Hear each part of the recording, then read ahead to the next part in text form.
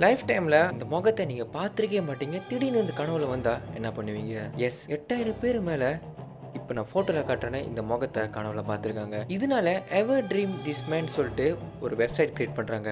அங்க யாரெல்லாம் இந்த முகத்த பார்த்தாங்களோ, அங்க போய் காமெண்ட் பண்ணிட்டு இருந்தாங்க. பட் இது எல்லாமே கம்ப்ளீட்லி ஹோக்ஸ்ன்னு சொன்னா நீங்களே ஆச்சரியப்படுவீங்க. 2008ல ஒரு இத்தாலியன் மார்க்கெட்டர் என்ட்ரியான்னு சொல்லப்படுற இவங்க ஒரு ரீசர்ச் செய்றாங்க. ஸோ எப்படி ஒரு ஃபேக்கான நியூஸ் கிரியேட் பண்ணா மக்கள் இடையே எப்படி பரவும்னு.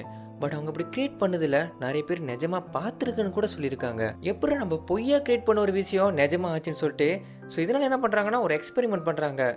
சைக்காட்ரி கூட்டு வந்து யாரெல்லாம் பார்த்தாங்கன்னு சொல்லி ஒரு 2 பேர செலக்ட் பண்ணிட்டு, நீங்க கனவுல பார்த்த முகத்த ஸ்கெட்ச் பண்ணுங்கன்னு. எக்ஸாக்ட்டா எது வந்து அவங்க கிரியேட் பண்ண ஒரு இமேஜோ அவங்க வந்து வரைஞ்சு குடுத்தாங்க. ஈவன் அந்த ஃபேஸ் வந்து அவங்க பார்க்கவே இல்லன்றாங்க ரியல் லைஃப்ல. ஸோ இதே மாரி தான் 2 பேரு 8000 பேரா மாறுது. அந்த வெப்சைட்ல நெறைய பேர் சொல்றாங்க, நான் பார்த்துருக்கேன்னு. இந்த மாரி ஒரு முகத்த உங்க கனவுல நீங்க பார்த்தீங்கன்னா கண்டிப்பா நீங்க தூங்கியிருக்க மாட்டீங்கன்னு எனக்கு தெரியும்.